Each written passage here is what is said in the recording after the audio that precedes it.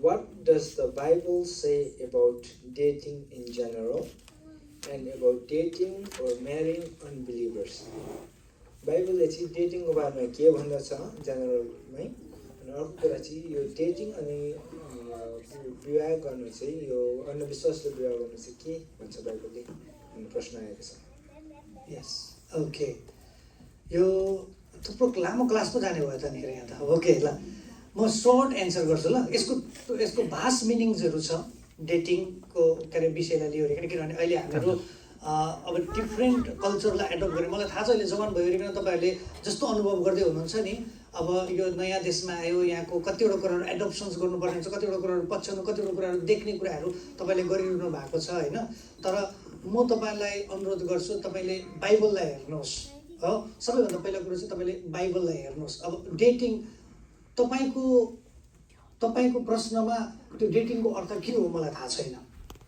डेटिङको अर्थ के हो? एउटा केटा र केटी भेट गर्नुलाई तपाईँले डेटिङ भन्नुभएको हो कि सँगै बस्नु, सँगै सुत्नु, सँगै खानु, सँगै हिँड्नुलाई तपाईँले डेटिङ भन्नुभएको हो कि तपाईँ सँगै बस्दै हुनुहुन्छ त्यो, कि तपाईँले कसैलाई मन पराउँदै गर्नुभएको कुरालाई डेटिङ भन्नुभएको हो?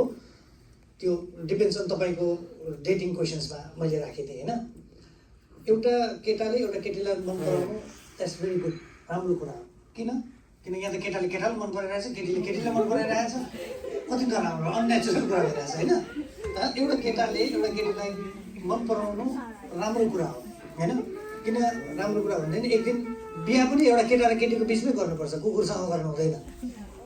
हेर्नुहोस् है, भोलि चाहिँ गाह्रो कुरो के हुन्छ भनेदेखि आउने फ्युचर्समा चाहिँ हाम्रो पनि चर्चहरूमा सिकाउनुपर्छ, कुकुरसँग बिहा गरेर के भन्छ कुकुरलाई हस्बेन्ड बनाएर राख्नु भएन, वाइफ बनाएर राख्नु भएन। केटा र केटीको बिचमै विवाह पनि हुनुपर्छ। मन पराउनु पनि राम्रो कुरा हो, विवाह पनि एउटा स्त्री र पुरुष, एउटा केटा र केटीको बिचमा नै हुनुपर्छ हो।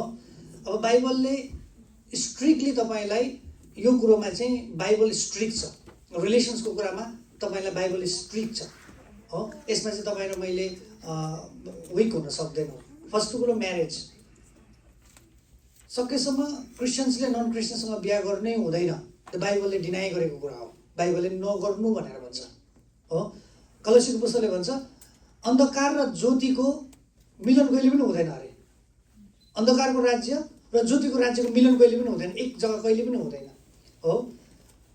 म एउटा ब्राह्मण भएको कारणले गर्दा मलाई थाहा छ क्या, मलाई के थाहा छ भनेदेखि चाहिँ हिन्दू धर्ममा चाहिँ गणहरू हुन्छ, मान्छेको आफ्नो आफ्नो जात अनुसार, आफ्नो आफ्नो नाम अनुसार राशि हुन्छ। राशि त तपाईँलाई थाहा छैन, त्यो हेर्दै जानु, चिना हेर्दै जानु, तपाईँको गण हुन्छ क्या। एउटा राक्षस गण हुन्छ,